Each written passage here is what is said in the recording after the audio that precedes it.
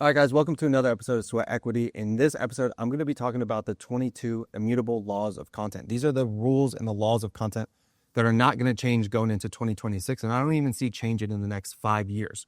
Social has changed how we approach content, how we approach marketing, and has truly changed how we approach marketing, is eating marketing's lunch. And so therefore, we need to start determining the laws of content, how to approach content, and look at content as the data center and the area for decision making for all of your marketing. So in today's episode, I'm going to cover the 11 laws. In another episode, I'm going to cover the other 11 laws of content. What do you got? I'm just excited to get educated. You called me illiterate before the episode because I didn't read this book. And I'm sensitive to that comment because I really don't read, And so you got me questioning if I am illiterate. I've been listening to so many more entrepreneurs who talk about the importance of reading, and I always feel bad that I don't read enough. Straight up. So I'm going to do the whole Audible, get on an Audible kick. And it's also becoming cool to write a book amongst our friends. We got Tommy Clark, recent podcast guest, writing some fiction. Nathan's writing a book. Nathan's going to be huge with that book. I'm excited for him. He dropped he came over for lunch, I don't know, 2 weeks ago. Uh-huh. And like the first thing he said to me, I was like, "What's up, man? Like, how's everything with the book?" I already know what you're gonna say. And he was like, "Yeah, man. Like, I just shipped it off to James Clear." Yeah. And I was like, he's so casual with it. What a bar name. Like, what a fucking fun little marketing experiment he did. I think the audience will enjoy is so he's running Facebook ads to see what has the best click-through rate to determine his book cover. Okay, you know where that who's from Bartlett, who does that with his thumbnails, right? No, Tim Ferriss. That's how he got the 4-Hour Workweek. That's how he got the title. Interesting. He ran the 4-Hour Workweek as a title to then see which one got clicked the most, and then he came up with 4-Hour Workweek. So and smart. Then Noah Kagan did that for, I think it's like $1 Million Weekend. His book, he tried that for I think the green cover, and then I think another thing he did was like he went to call it like Books A Million, and he put like his cover in like the shell to see if it can stand out. I mean, look, it's super smart, and I feel like that's a really good idea that I'm not even leveraging with some of my new products I'm trying to come out with, which I do have a question for the audience at the end of this one. I'm trying to come up with a name for my creator community, and are you finally going to info? Yeah, I have to. I mean, I have to build a creator supply to fulfill all this budget that's coming through. Like we're processing like multi-million dollars worth of creator incentives every month, and I need to give it to somebody. If you're a creator watching this podcast, please, I'm trying to get you paid, because like we got over $1 million in Q4 committed from brands that are in Target. And creators are like, "Oh, I want a $500 retainer for 10 videos," and I'm like, "Bro, you could make one video and make 5 racks. Like just figure it out." Anyways, we'll get into that after the 11 laws. It is so funny, though, to think about how early you and I were talking about content competitions like 6-9 months ago, probably. For sure. And now it's like one of the bigger waves in retail. Dude, I just met with Target buyers from the snacks beverage category, which, dude, retail's so crazy. Like the way that they like structure everything is so insane. But these people in the room were responsible for $17 billion worth of product buying at Target on their shelves. $17 billion. Crazy number. Yeah. So when you think about how retail works, they have budgets that are committed to promote the products in store, right? They're promoting the products across like all sorts of different initiatives, like some more effective than others, end caps, influencer, shopper marketing, whatever. And, you should have seen the light bulb moments that some of them were having, showing some of the impact that creators can have on a brand's sort of demand and attention on store shelves. And 2026 is going to get brazy. That's all I'm going to say. If you think $17 billion worth of product doesn't have a big budget to throw towards some creator incentives, then, I don't know what to tell you. But let's get into the power laws or new laws of content. The 11 immutable laws of content, part 1. So the first one is the law of hooks. There's 2 ways to build and leverage hooks. The first one is the 3-way intersection that we talk about often. You have to have a visual hook, which is the thing that somebody sees, the title hook, which is what somebody reads, and then the third is the verbal hook, and this is what you say. To start, in the first second and a half, focus like the majority of your time on the visual hook and the title hook, because most people are consuming the content without the sound on. Then the verbal hook comes into play. Now, the second way to build and leverage a hook that I don't think enough people talk about is familiarity. And this is the recognizable themes, the visuals, the language, or the patterns that the audience already knows. They expect and they understand, and therefore that familiarity built into the hook actually sets the context for what the video is going to be about without them having to even go past the first 3 seconds. Right. Those are the 2 ways to build the hooks. That is backed by science. Yes. Like literally monkey brain science is if we see something mildly familiar, it hooks your attention just a little bit more. Like it keeps you around a little bit more, which again, you got to go first principles. What's the purpose of the hook? Yes. It's just to catch the attention. Yes. Obviously, you need to set the table for what the video is going to be about, but that familiarity is just like a little micro tactic to be able to get someone to say, oh, I know what this is. And then you got to keep them, obviously. 100%, which goes into the second law, the law of familiarity. Content is extremely saturated. Everybody wants your attention. The number one thing that you can do to leverage and not have to always fight for someone's attention is build familiarity, right? Create familiarity with the audience. And you gain it after doing 2 things. The first is you do have to get someone's attention. Even if you've built something like this, that is like a set that we're going to use over and over, we still have to get someone's attention. Mm-hmm. But once you get someone's attention, you have to plant an expectation, right? And that expectation is the thing that is either the theme of the content. It's what you're going to be doing over and over and over again to the point where there is familiarity because I've watched the thing over and over again. So you have to plant the expectation. Then the third aspect is you have to meet that expectation over and over again the second time that they consume the content. So it's not enough to just set an expectation and then not meet that expectation essentially the second time. You have to set an expectation of like, hey, this is like the reason I built this set is because we're going to do X thing. But we're not just doing X thing once, we're going to do X things a second time and a third time and a fourth time. And so that is then how you're going to create the expectation setting, which then forms the familiarity. And like there's brands doing a very good job of this now. Like I don't know if you've seen Bull Dates. Have you seen that? Bull Mates. Mm-hmm. Have you seen that? Mm-hmm. They started a whole nother channel that's like, it's literally just a dating show centered around Kava and like. You see Built did this, yeah, something similar as well. Built had a social show. Yeah, with roomies. Like they've done a phenomenal job of it. And so like there's all of these elements that play into familiarity, and especially because like basically what you just said, right? Like if $17 billion is getting, or you're saying like there's $17 billion of buying powered target, and there's $1 million allocated just in Q4. There's going to be $5 million allocated in Q1. There's going to be, right? And like those numbers are just going to keep increasing. Mm-hmm. That is saying that there's only going to be more and more and more content, right? Like the feed is going to continue to get saturated and saturated. And it's not like we're grown as a population to a degree that like, it's like we're just consuming more content. You're doing your part though. Young father, got a kid. I am. Yeah. But the majority don't want kids. That's true. That's true. At least in Austin. Yeah.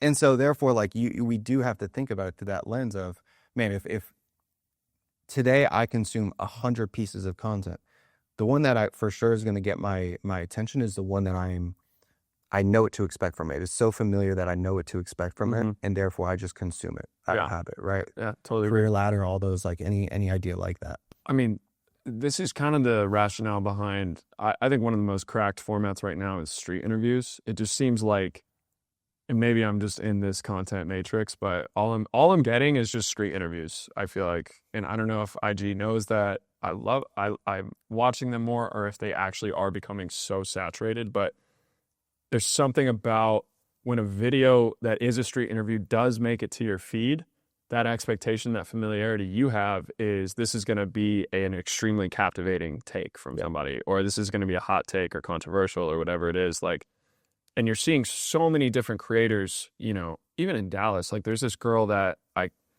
have seen, she basically takes like a little red Solo Cup mic and goes to Katy Trail, which is in Dallas, and just interviews bros. And she's just like, how's your dating life? And it's so interesting, like how repeatable her format is. And like, it's not really doing crazy numbers, but it's doing like maybe 40, 50K views a time. And bro, this is like, there is a creator doing that in every major city in America. 100%. There's like 20 doing it in New York. There's like 5 in Charleston. Like pretty much every major market is seeing that. You know, even School of Hard Knocks, who we've talked about probably too much. He thinks we're necking him hard at this point. But like, he's got little copycats that are running around, and like, dude, this one kid that's doing it in Miami, I forget his name, like Braden Z, something like that. He's like actually really effective at doing this. And it's like he's just ripping, you know, School of Hard Knocks format. Like, walks up to someone, whether to be famous or successful, and asks them a bunch of questions. It's literally printing views. Like, he's doing millions of views. Yeah. He's just ripping the format. So that's the familiarity thing, is like, once it shows up on your feed, take street interviews as an example. My familiarity with the format is saying, oh, this is going to be pretty entertaining. This is going to be watchable because it made it to my feed. 100%. Did you, by any chance, did you see the one of me, like the street style, where it's from a listener from the pod? You had a street interview recently? Not a street interview. I'm going to send you the link. Well, no. I didn't know street interviews could go out to rural farms. You're too far out. No, I was on, they reached your house. I was on Congress pitch. You're on a fucking dirt road? What were they doing? I was on Congress. Bro's riding his cattle, riding his... You didn't see this? So this has 200,000 views, and he's a listener of the pod. 200,000 views and 10,000 likes. No way. When is this? And it plugs Sweat Equity. You texted me? Yeah, I just texted it to you. Hold up, bro. So it's Kurt's Cookies. Oh, yeah. Yeah, or Curdy's Cookies, sorry. Curdy's Cookies. Two twin brothers. Dude, the best cookies in Austin, hands down. Like, you texted this to me? Unless I just sent it to some, bro, I texted it to myself. It's a Monday morning, by the way, guys. We are in here at 10 a.m. Monday filming this Okay, stuff. peep this out. Or check this out. 200,000 views, bro. I think it might get 500 too. It was at like 120 yesterday. Oh, this just dropped, dude. Yeah, you're killing it. Bro, isn't it so, this is so cool? This is crazy. I geeked out when I saw it because I'm like, no, oh, that's so sick. That's incredible. This is like okay, to prove our point though, like this guy has 4,000 followers and the video is viral right now, right? Like because he just hit that format, like the POV style. That's crazy. I'm going to have to watch this later. I'm not going to watch this later. Why? Because then I'm almost necking you. I'm going to be smiling in my car and shit. No, bro, watch it because it made me smile, bro. Like it made me smile. That one, I'm like, I'm glad I like my interaction was great though. Yeah, yeah, you nailed it. Yeah. That's so high risk. Like, yeah, very. One of my biggest fears actually is like I didn't know he was recording. Him catching me on the wrong day. Yeah, you know, and I'm just like, I mean, I wasn't gonna be a dick regardless. No, but like, never gonna be a dick. It's just like you got to auriform a little bit. Like you got to come off a little bit. Dude. So he wants to bring us some cookies to do, like have on the pod when next time we do like the brainstorm session. Yeah, bro. We got to pay for his gas. And yeah, here we go. All right. That's so funny. All right, the third one, the law of differentiation. So there's two ways to really do this. So the first one, if we're building off of familiarity again, it is to build off of familiarity. And the reason that happens is because differentiation occurs at the intersection of unique and repeatable. Mm-hmm. You do something new and you do it very, very often until you own it. I'll use myself as an example of I leveraged a format and a set by this guy, Joshua Neal. He had done it enough and it was very unique that people were like, did Joshua Neal approve this video? Right. Right? Like that law works perfectly here and I broke it. You know what I'm saying? The second is one of none. So the only thing that is one of none is your story and your POV, right? Only your story is your story. Mm-hmm. There's a company called, I think, Softies Burgers. Have you seen this? No. I'll have to send it to you. They're doing an amazing job of like turning their content literally into a reality TV show where there's like an episode in this episode, like this is the theme. So it's not just like random vlog. It's like, like this episode, hey, here's how we invested 10K cash. And I'm going to be making up that episode, but just like, that is how they're doing it, and they're doing it from like this reality TV format. It's very, very good. The fourth, the law of perception. Content is about forming a perception. So how you want someone to see you is dependent on the content they actually see. Mm-hmm. And what's powerful about that is you can be $100 million brand or you could be a fucking $500,000 brand. It doesn't matter. You can create whatever perception you want to create. I don't know how big Wood Grain Golf is. Mm-hmm. But think about how they're like the perception they're creating around their brand. I'm so excited for him to blow up. Oh yeah, me too. It's like coming and it's going to be pretty sick. Very. Like think about how, again, the perception that they're currently forming is we are a classic, timeless, and luxury brand. It's extremely clear. Yeah, and we're posed against all of the kind of like modern day golf brands. Probably not the Malvins, etc. But like even Malvin, I mean, I think Malvin uses a lot of synthetic polyester type of stuff. Like Malvin is also just like getting, you know, I mean, I'm a big fan of the team, so don't take this the wrong way, but I mean, they're charging $850 for a quarter zip. Yeah. It's like, it's a lot. You know, yeah, we got that from China. I'm not gonna name the brand, but dude, I was in a manufacturer in LA, and the jacket sells for like $500-$600. Right. I asked the dude, I was at the manufacturer, I'm like, how much does it cost to like make this? And it's like $12. Yeah. I was like, that is and that's made in the US. Yeah. $12. Do you have a nice bag? Have you been looking into like nice bags? Yeah. Well, backpacks are like bags that Like a duffel. Yeah. A travel duffel. Yes. So What's your motion? So Sweet Hat. I think it's called Sweet Hat. Let me pull it up. Damn. You're going off the grid. I was talking about like Goyard. I was talking about like some rapper shit. Oh, Goyard or Bottega. Let me see if it's To play into the point though, I think like those bags that I was looking at, I just can't get over knowing that they're like making them at a sweatshop for $30. You know, one thing that I want to delve into at some point with our pod is like the ability to create something timeless. You know, like I think when I look at that bag, it just reminds me of so many things that I've bought over the years where in the moment I thought it was sick, and then 2 years later I'm shopping for a new bag. Yeah. Versus if you get a Bottega bag, like that bitch is lasting like 60 years. Yeah. Right. And I mean, Louis V luggage and stuff, whatever. I don't know. I haven't fleshed out the idea, but let's get back into your loss. How about one thing from Louis V, this bracelet row? Yeah. Did I tell you about that? How you feel about it? Great. Okay. I'm Like, trust corner. but it was crazy going to Louis V in Paris, like the one that's Oh right. Yeah, I remember. bro, and like the amount of bread people are spending in one day. There was this girl that walked out. Humbling. She had like legitimately 15 bags. Was she like a crazy rich Asian? No, that's a great movie. Have you ever watched that movie? Best airplane movie of all time. Hard agree. Yeah. Like full send agree. You could throw that on and be mildly entertained with zero distraction. That's so funny because that's anytime. the first time I watched that was on the airplane. Yeah. Airplane Movie Hall of Fame would probably be a good piece of content if anyone wants to. I mean, if you're a travel influencer, shout out Rachel Tyers. Good friend of mine. Started doing content in the personal finance niche. She just like tells you how to hack credit card points. Interesting. Picked up like 200,000 followers in 3 months. But But she's going crazy. Send me her posts like send me her- 3 days of 3 times a day. 3 times a day. Yeah. The fifth law, the law of the funnel. Not all content is created equal, and it shouldn't be. Mm-hmm. There's content to get followers, that's top of funnel. There's content for your followers, that's middle of funnel. Then there's content to get your followers to love you or take action, that's bottom of the funnel. 6, the law of buckets. Content is the new targeting. I think you and I probably know that better than just about anyone. For sure. Where if you have multiple customer personas, then those customer personas require different content pillars. They require different content formats and types, right? Like there's a lot of people that probably won't consume a one-shot video with text on screen that's just like 7 seconds.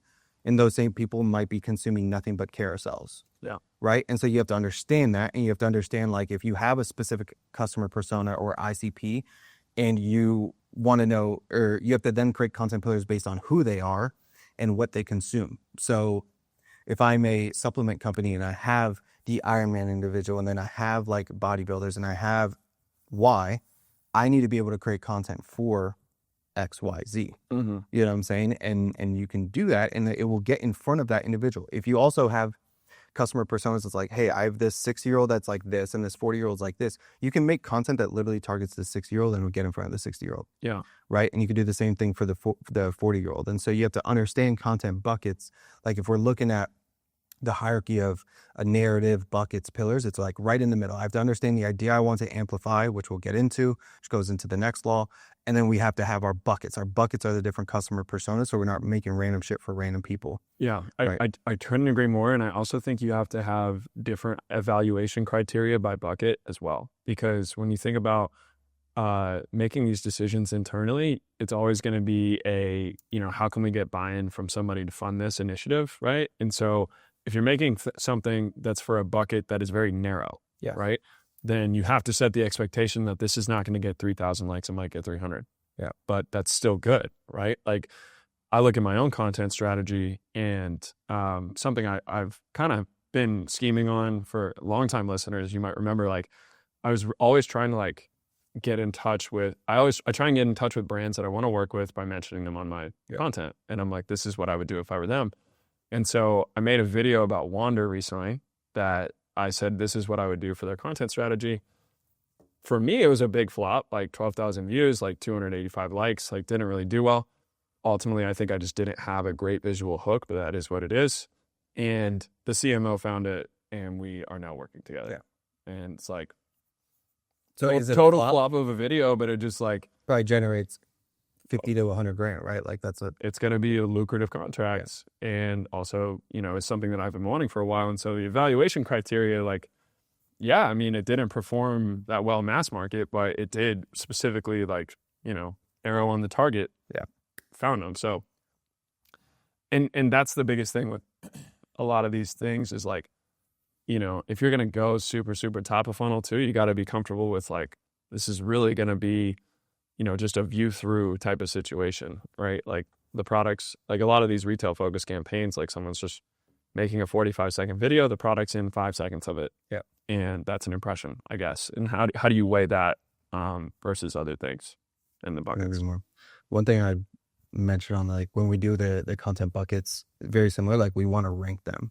Mm-hmm. We want to rank them based on either A, these are our top customers, or B, who do we want to dive into that has the most potential? Yeah. Like an untapped market that we have it, like we know we want to own, but you fully haven't gone into yet. The seventh is the law of the narrative. So this is people build narratives in your head or in their head based on the content that they repeatedly consume from your brand, right? So you need to be very, very selective about what you put in front of them.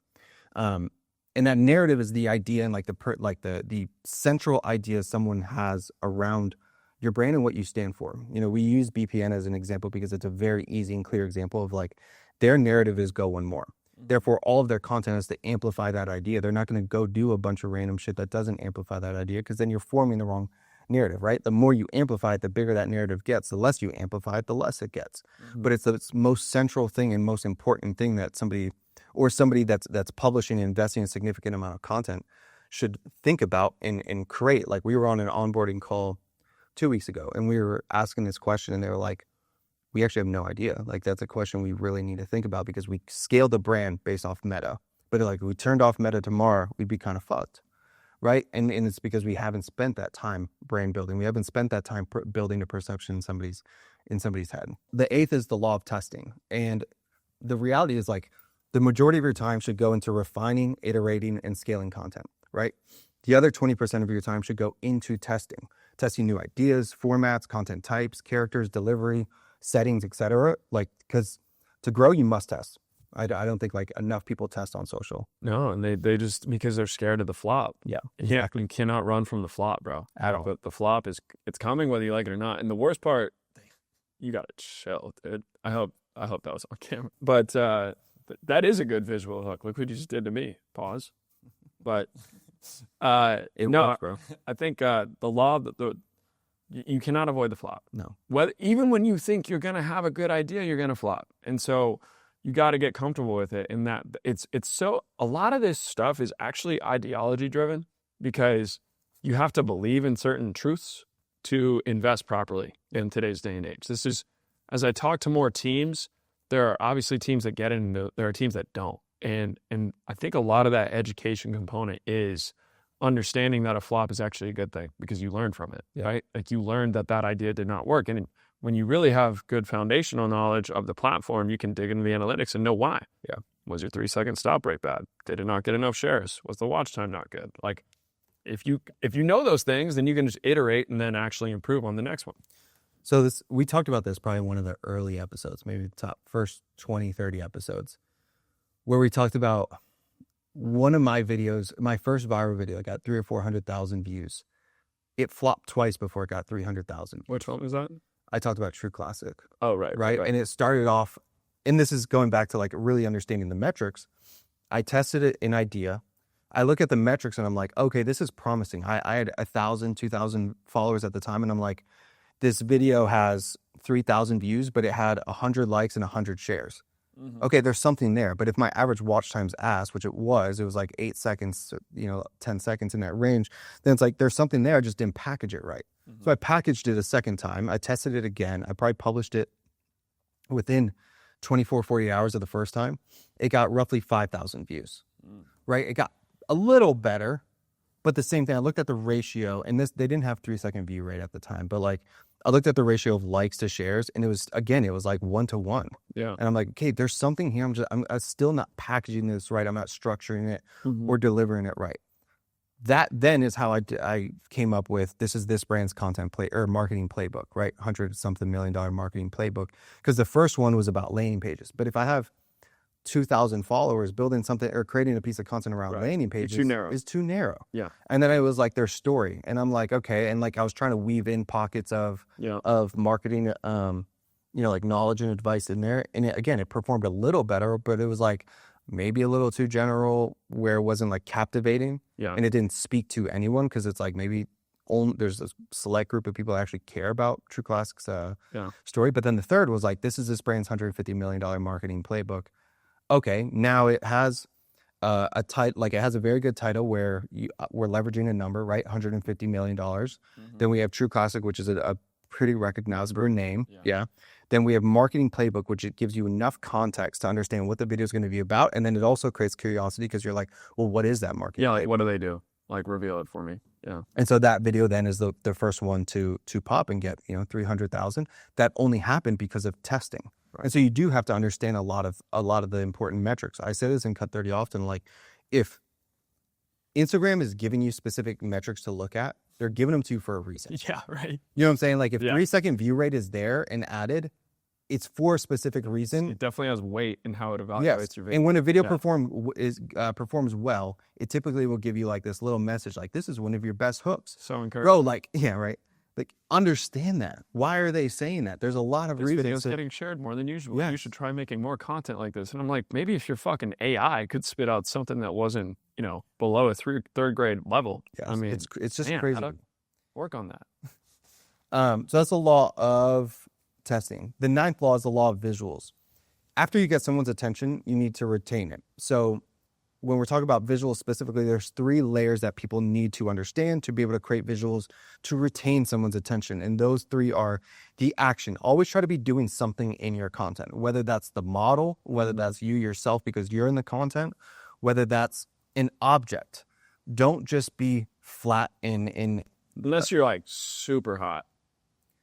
Like it, in which, well, that 90% male sweat equity audience. Like, I don't know what we got going on in the audience, but yeah, that's fair. A lot of people who are just bad as hell, just lean into the camera. You're good.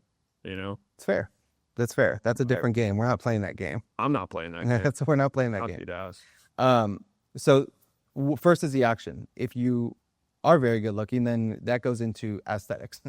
You are the aesthetic. The third is the actual aesthetic. Yeah, right? Like, you are the aesthetic. It's a crazy flex. Crazy. If you look at like what we're going to try to build here, we're going to build a specific aesthetic. We want to let's say we want to build like a brutalist but classic aesthetic. Awesome. We can do that. Brutalist. Yeah, you like that? Yeah. I just didn't know you were into the Soviet Union like that. That's not actually from Cuba. Don't sleep. We're here now, though. Don't sleep. Yeah. We're here now. There's a reason we're here now. Totally. But the aesthetic, right? Like having a beautiful visual background, having a set that is very visually appealing, like that all plays into the aesthetic that you want to build to retain someone's attention. The third is the angle, right? We can shoot this. You can shoot top down. You can shoot so many different ways that you're changing the angle so that it continues to get somebody consuming your content. The 10th is the law of world building. All right, content is the core of the world you build. Therefore, it needs to set the tone on how else you show up across other channels.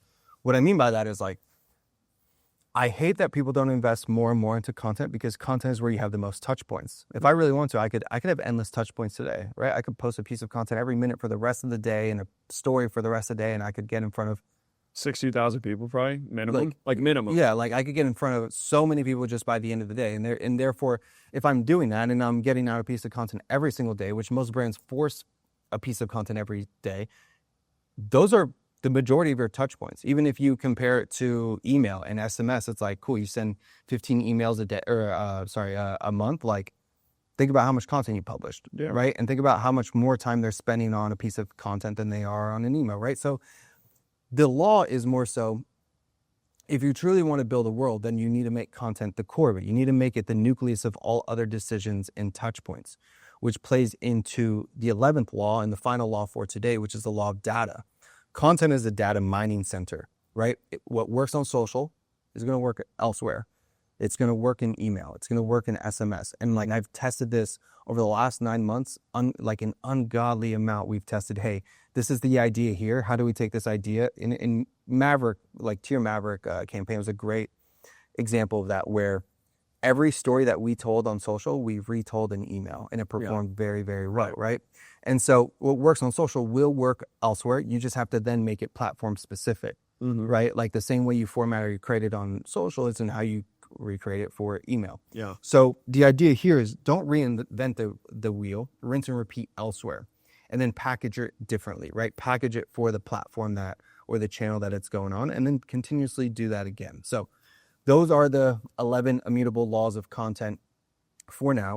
We'll hit another 11, but anything else you want to add to that? Super, super valuable. I think all of it is, I'm excited for the PDF, because I mean, a lot of these need to just be plastered on every brand marketing team's, office, like up on a whiteboard. It's like, you can't forget any of these things. And I think what's really helped both of us build very successful businesses in very short amounts of time is the fact that we adhere to these laws at an extreme level, and so it's about modernizing your thought processes and your ideology. To me, like, a lot of these are more so belief systems that you have to adopt rather than even necessarily like a tactic or a strategy.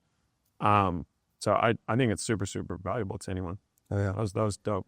I've been spending a lot of time on like, okay, what is my content flywheel going to be? Because right now there's a lot of moving parts that we have. So I'll be like, McCoy, let's go shoot this, let's go shoot that. But there's not like and then the newsletter's coming back and YouTube's coming. I'm scripting so many different things that it feels like sometimes I don't get to any of it, because it's like I'll do 25% of this, and then I'll do 15% of that, and then 50% of that, and then you really don't feel like you get anywhere. Or like you're becoming the craftsman that you used to be. I feel like sometimes I'll be writing a hook.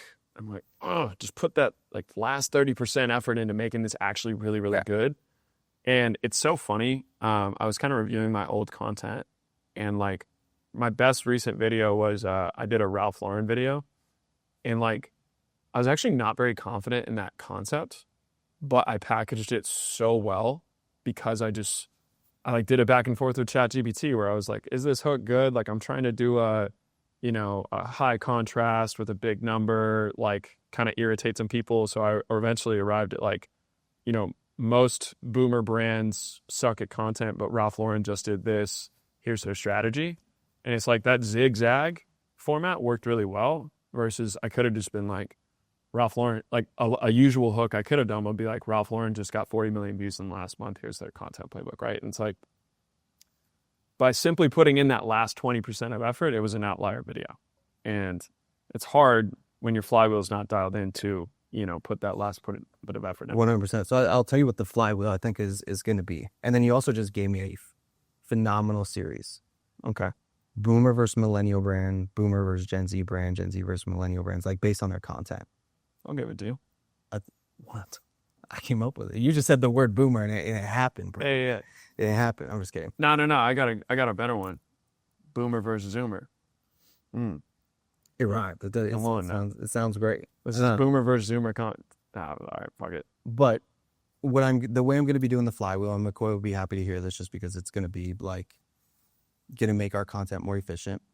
The newsletter is going to be my outline for YouTube. So I'm going to write the newsletter, and the newsletters are very, very, like, the way we're writing them now, they're actually like letters, which goes into the full idea of our rebrand, right? So it's going to be like volume 1, volume 2, et cetera. There's going to have a theme for all of them.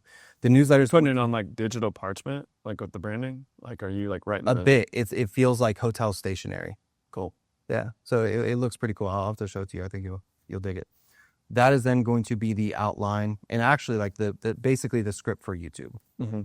And then each one of those, they're breaking down into segments, and then I'll make those segments specific to social. So like, I have we have a YouTube that we recorded a week and a half ago. That is now it's a newsletter piece, but that newsletter piece is going to be a few additions. Then the second variation of it is there is the YouTube, and then there's going to be like 12 to 15 pieces of content that come out from it, and then we'll build a set for it, and like should be able to do it like that. This is theory land right now, but I think it has potential to be good. I love it. I mean, it's gonna work. I'm like fully confident. I was really bullish on your YouTube when I saw the set stuff. You posted something recently about, was it the lab coat set or was it the set there was over like there? the TV. Yeah. And I was just like, damn, that's about to crank. Yeah, I think it'll do well. You do that, I'll be yachting. I'm gonna be in the Mediterranean, incognito. Trying to get off the grid. Q3. I'll be there, bro. Yeah, pull up on me. I will be there. All right, cool. If you enjoyed the episode, please like, subscribe, leave a comment. If you're still paying attention, I got a little Easter egg for you. So if you leave a comment helping me decide which name to use for my creator community, which I'm going to give you the two options right now, then I will personally Venmo you $25. End of the episode. I'm trying to go make a You're rant. gonna Venmo more than $25, bro. 50? 100. What if people start going crazy? I think there's like at least 200 people still listening to the end of this.